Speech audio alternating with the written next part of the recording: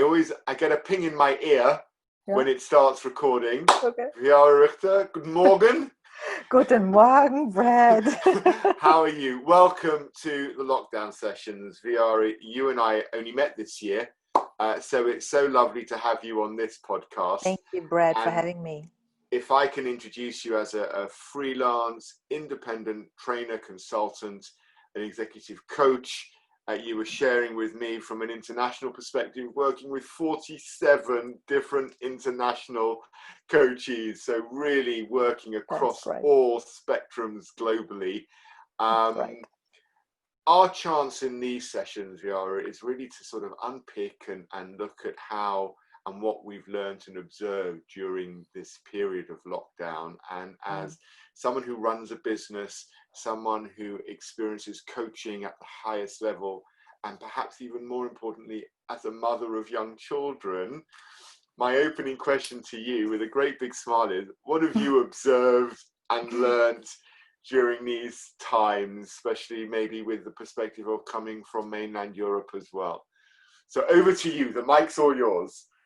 Thanks, Brett. Well, thank you first for having me. I'm really very happy to join you for today's talk and to share my story. And as I said already, it's not about business figures. It's more about keeping my sanity and keeping it running since the lockdown was a really challenging time in Germany. So you might have heard that we had a pretty strict measures by Angela Merkel. So we were really locked down in our house for a couple of weeks, no going out except for shopping. And honestly, I've experienced different phases during this time. And maybe just for your background, we were locked down with my husband.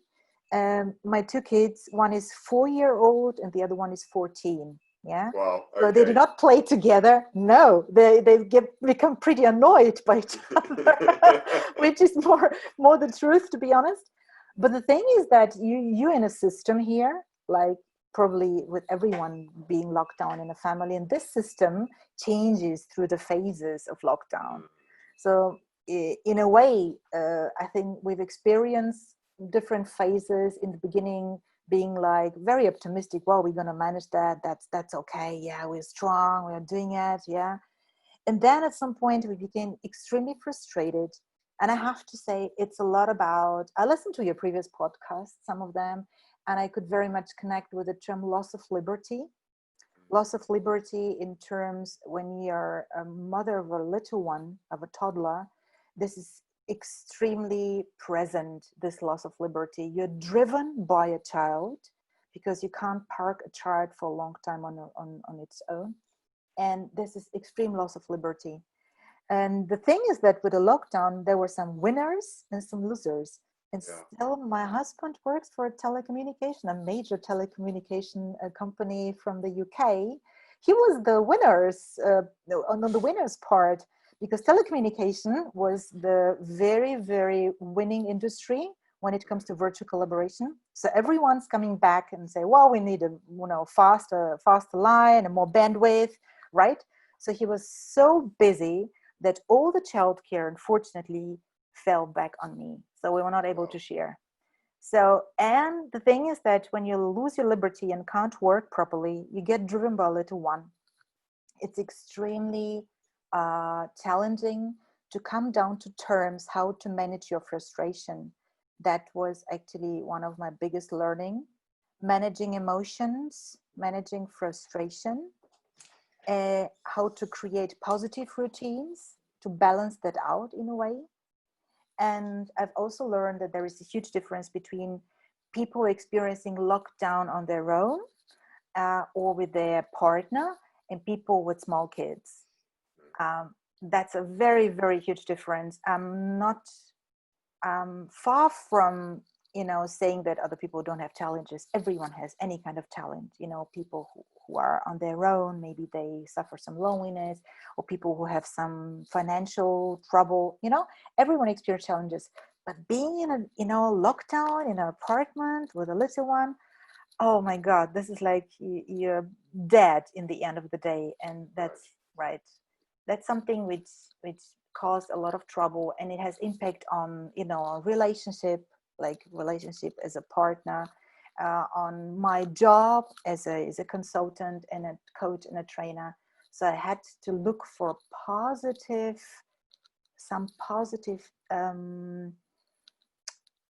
some positive aspects of every day, because you just live day by day, and to hold on to them, to still try and stay positive.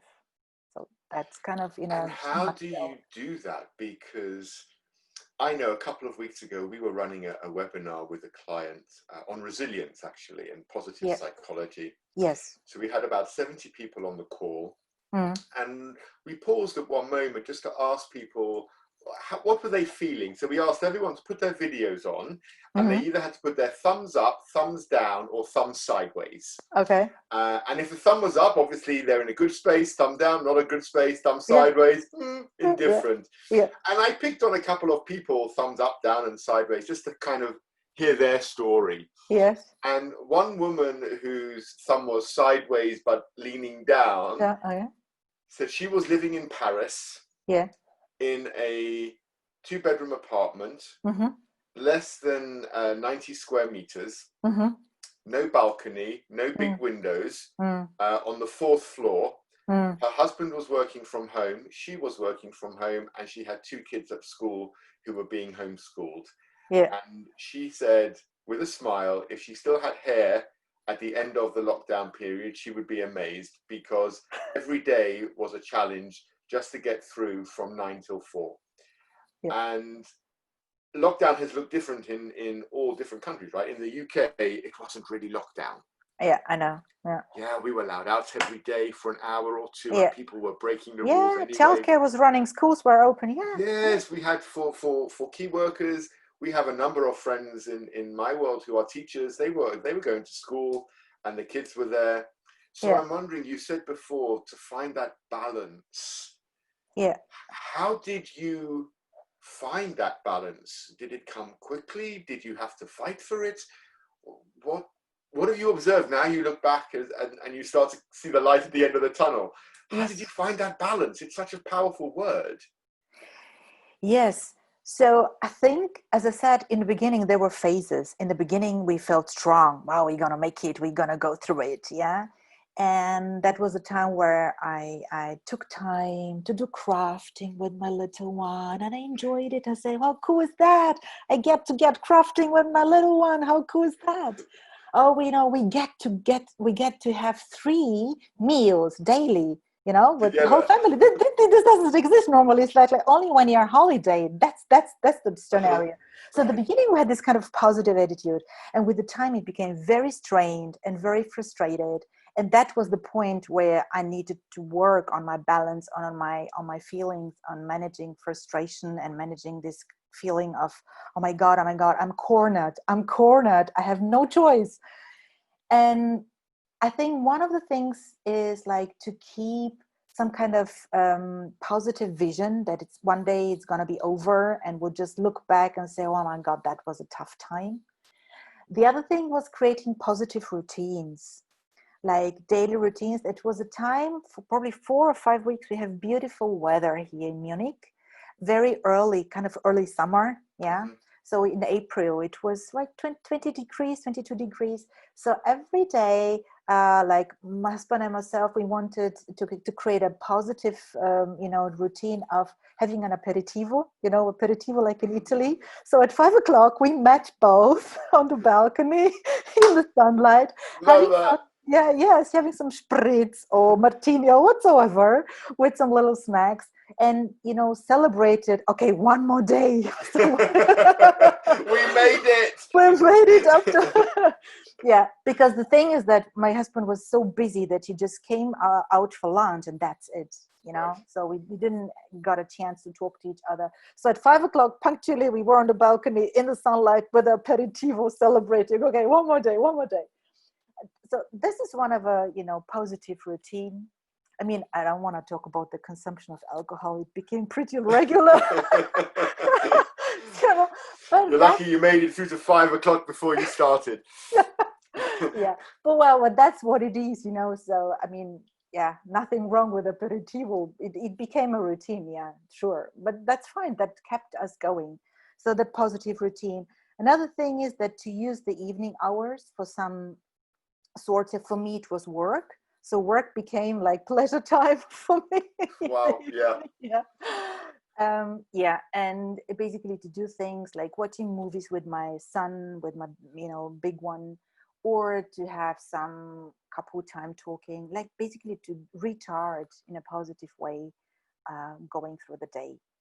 And I think the longer it took, the more challenging was to become this balance, to become this positive balance. And I think at some point after 3 months or something like that, I had a little bit of a breakdown, and I cried for a while because like I can't stand it anymore. I can't take it anymore. This needs to be over. This needs to be over. Please. Please, there's someone rescue me.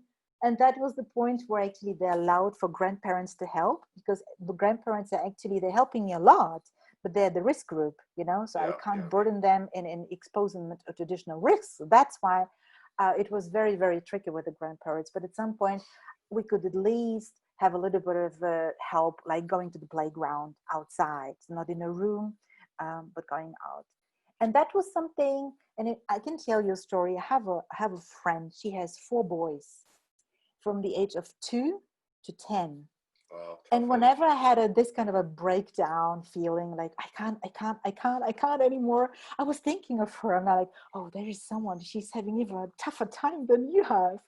And recently I talked to her. You know what she said to me? She said, Viara, I had the same self-talk. I was talking to myself, oh my God, imagine you will have a disabled child. That was her self-talk, like talking us into, comforting us into this. All right, there are people who are having even bigger talent than you have, so stay there. It's, that was a, But when her you way. say that, I think that would resonate for everybody wherever they are in the world. Because I know even my conversations with my two, I have a 19 and a 21-year-old living here, Yeah, and they were complaining, stuck in, they can't see their friends. yeah. And actually, after we had the conversation about, is it so hard to live in a house with a garden and Netflix and Amazon Prime and the gym, Yeah. and you can go for a run with the dogs in the morning and also in the afternoon if you want to go out, is it really so bad? What if? Yes. And yesterday I met some neighbor, we were walking the dogs and we walked home together, socially distanced. But she was saying, she works as a home beautician. Yes. And so she does hair, she does nails, face, Yes. etc. Yes. Yes. Facials. Yeah. And her work has completely stopped, right? She's not been Yes. able to do any of it. And Yeah. now that we're easing the rules here in the UK, Yeah. she's allowed to do some work at home, but she has to Mm-hmm. have them come through the back of the house. She can't touch them, so she can Yeah. maybe do their hair, but she has to not let them touch anything. She can do 3 people a day, not 6. Oh my God. Yeah. And she's saying, I don't know how am I meant to support my 3 kids? Yeah. I've just not only lost my income for the last 4 months, but Yeah. now I have to halve it for the next 3. Yeah. Yeah. And That's I tough. think everybody is thinking their self-talk is, Yeah. if I look at someone else, they've got it worse. Yes. So it's Yes. not so bad. Yes. But Exactly. it goes to your point, which resonated with you from another episode, which is this loss of liberty. Yeah. And I wonder, as a coach, when you're working with people, you're working with them when they're moving country, in and out of Germany. Yeah. You're working with people on career topics. You help them unpick and unlock their potential. Yeah.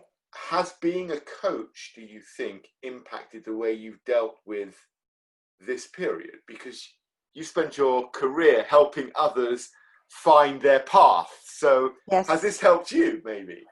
That's a very good question, Bright. It does. It does help. And the hard part is that from a lot of, let's say, intellectual point of view, you know how it works. Mm-hmm. Yeah. But then you have the emotional part. Yeah. So where you have Right. to deal with those emotions. This is what a part of when I say managing emotions. So it does help to sort those things on a, let's say, I know what I should be doing. I know how I should be doing it. But the emotional frustration is still there. And there is the next day I wake up because, like, you know, my little one comes at 7:30 Yeah. and my boy goes to bed at 11:30. So I have, I don't know how many hours, 7 hours, 8 hours on my own. So, yeah. You know, the next day comes and you're like again into this, in this routine. And that's the point of, no escape, cornered, being cornered. Yeah. So what I wanted to say is that you know how to do it, but the doing part is tough, especially when you're caught up in those like negative emotions and you know, feeling of you have no choice. That's desperation. Yeah. So yeah. It gives a real empathy, I imagine, for moving forward with clients as well. Absolutely, absolutely. What helps is also storytelling, like the ones which I shared already with a friend of mine with 4 boys at home locked Yeah. down. Yeah. I'm already feeling empathic for her. Yes, exactly. So and that's what you share, that, you know, if you look to other people, although everyone says you do not compare yourself, don't compare yourself, don't compare, but in the end of the day, it does help if you make a relative observation, you know, not only like yours is the truth, but like relatively looking to other people, like looking, how do people cope in India when they have 3 generations in one flat? I mean, how do they do that? Viara, when you say that, right? So I do a lot of coaching, you know, with guys in India, Yeah. because I do a lot of work in Asia and India. APEC, yeah. Yeah, right. And I was talking to one of my coachees. We were just texting to start with, just, hey, how are you? How's it going? And he said to me, you know, the problem here in India when they say socially distance and lockdown is they're confusing the fact that they think, first of all, everybody's got running water. Yes. 2, they think we've all got soap and antibacterial hand wash. Sure. And how do you socially distance when 14 people live in the same house? Exactly.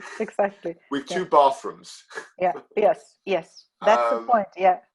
And yet they've actually, thankfully, not been hit too hard. Wow. Good Because I news. think, you know, one of the things they were sharing with me is the virus has different strains, doesn't it? It's landed in different continents with slightly different strains.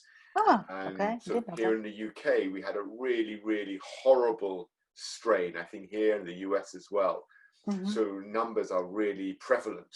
Yes. And I think in other countries where there's been less, as it's mutated or got stronger or weaker, you're seeing different results. It makes me wonder, though, when you talk about kind of the emotional self-talk. Yeah. If we've got people listening to this, they're parents, they're working, what other guidance could you give them beyond having those routines, having the self-talk, making sure you make time for the people in the household? Are there other ways, almost strategies, that people can adopt that help them move through a loss of liberty, a stress, a feeling of being locked in?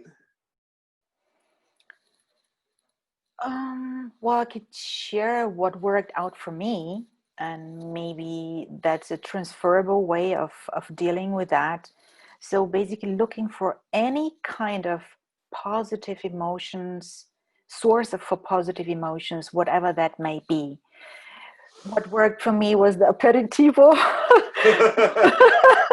Yeah, what worked out for me is spending time with my partner, like not much, you know, the average time, according to surveys, a couple with kids spends per day is 20 minutes. So I think I'm about on the average 20 minutes. Yeah, gosh. Spending time with my husband, also talking to my girlfriends, virtually. We tried to make some Zoom, whatever, aperitivo, and to use any free minute for something which recharges my battery. I've done some meditation. I love the meditation of Oprah Winfrey and Deepak Chopra. Yeah. So I like that. They had a special edition, Hope. Yeah. And I was like, yeah, good timing. Yeah, makes sense. Then I've done a positive psychology course, and that was exactly the topic. It went over 4 weeks. It was about dealing with crisis. Yeah. The different phases we go through and how we can manage better. And there were lots of learnings, takeaways from me from this course. It was a great opportunity for me to get some positive input. It's like some kind of ideas, impulse for some positive thoughts. And so basically, whatever recharges one's battery, just look. I even did some journaling, like writing a diary. I haven't done that for a long time, but I did that again because it just discharges some emotions when you put them to paper. So whatever that might be, some people do some yoga or whatever. I just shared what worked out for me.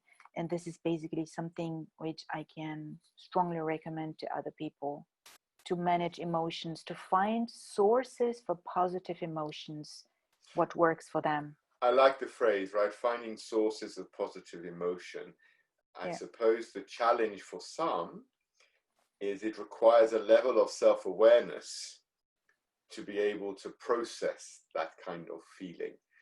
I know some people, maybe they're not as refined in their self-awareness, or they're more challenged in being overwhelmed by the emotions. It seems as though you know the trigger, you can feel it, and then you can explore ways of expressing it, whether through journaling, whether through finding some quiet moment with your husband to remind each other that you love each other, that you're in it together. And I hear you, like on this weekend just gone, on Saturday, so laws have eased a little bit here. And on Friday, my wife sends me a little text message, says, hey, no dogs, no kids. Do you fancy a date tomorrow? Oh, wow.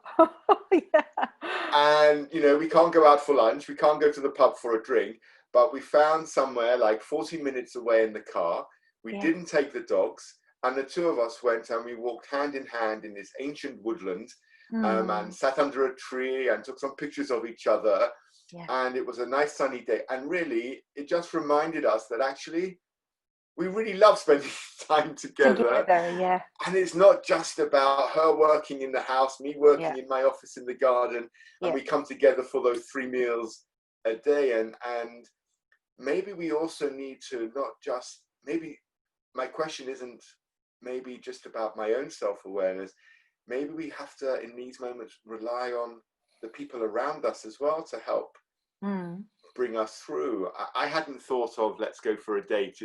It was getting the text message to say, hey, do you fancy a date? No kids, no dogs. Great idea. Great idea. Yeah, absolutely. And also to be able to receive.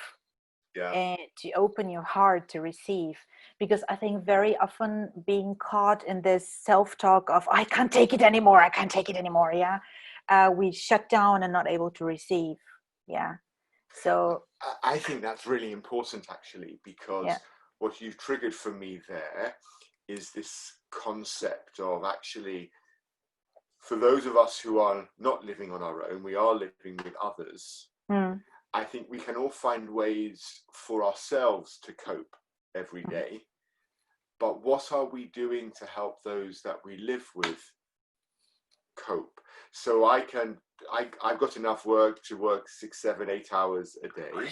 Sure. And then I can go for a run, which helps me release some of that energy. And then I can take the dogs out for a walk. And that's great. And then I can lie and watch a movie later.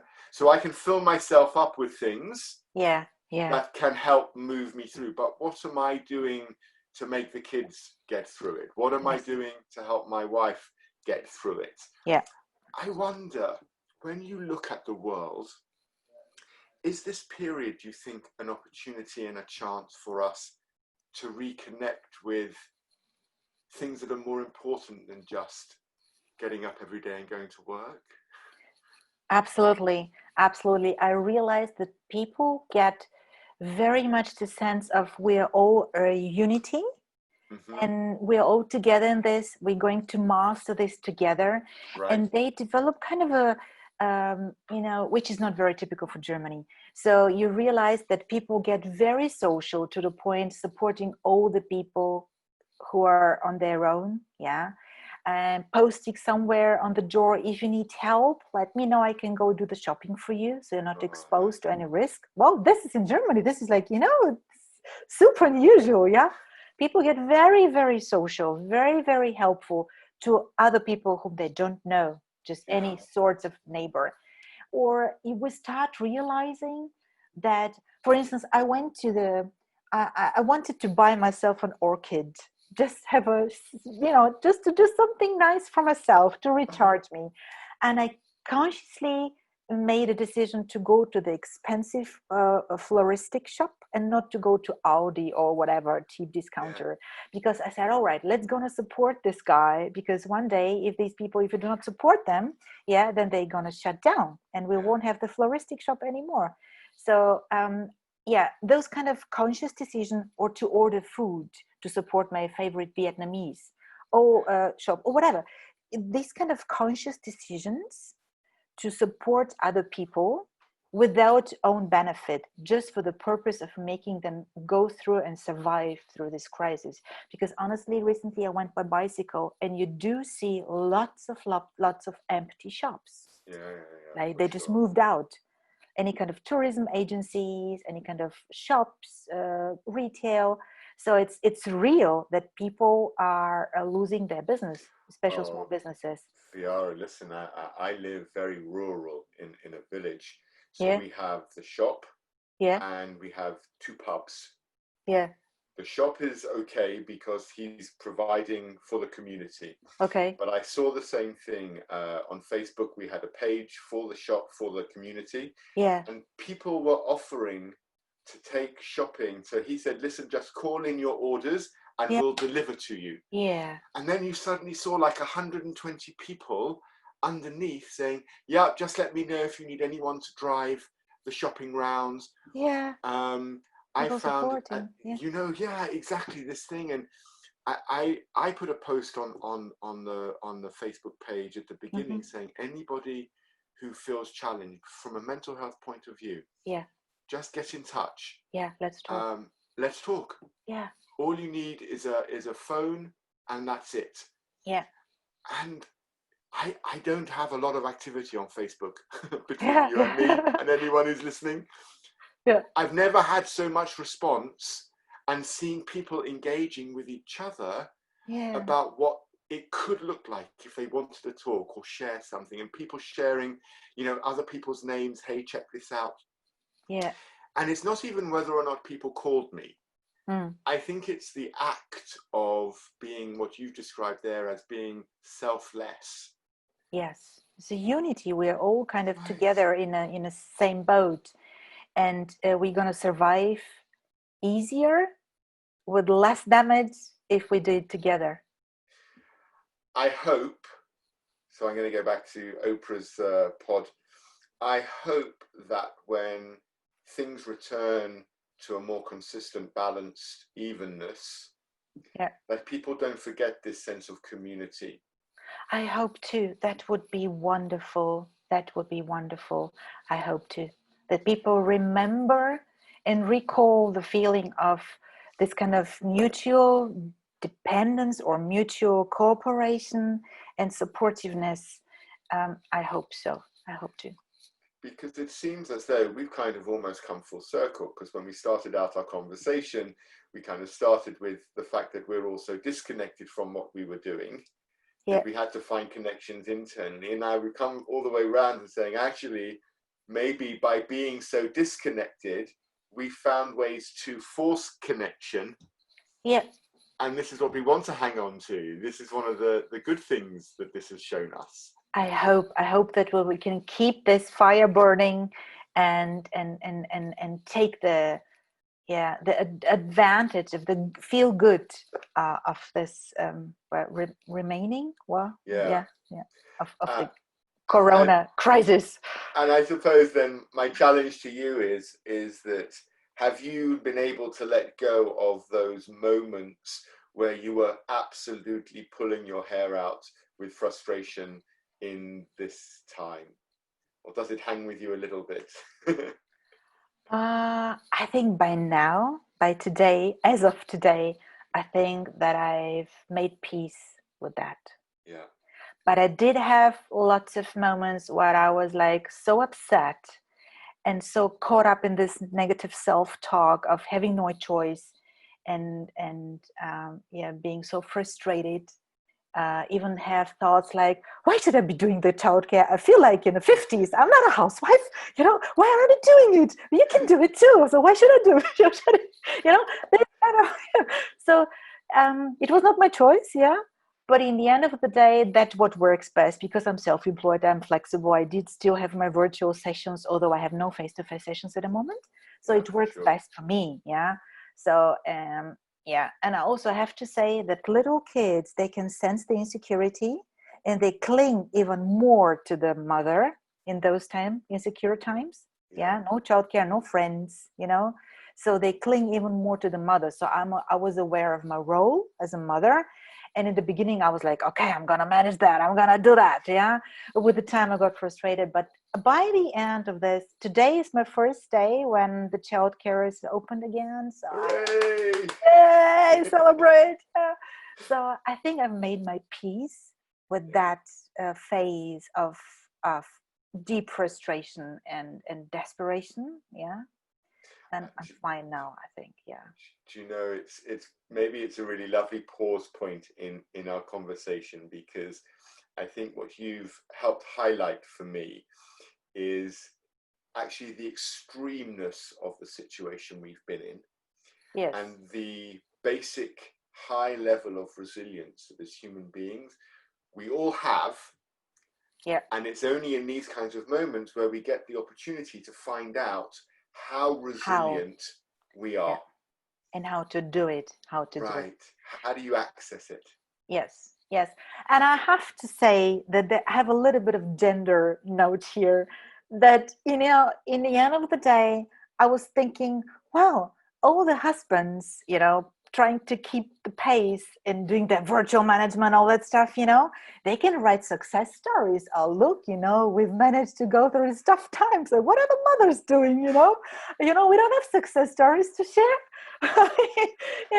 Then there is a bit of a gender disparity here, I have to say. So just to be a bit more mindful about those things. I don't know how much compassion full-time working mothers get from their employers. Yeah. Well, I think actually, I hope so. For me, this is actually one of the key learnings.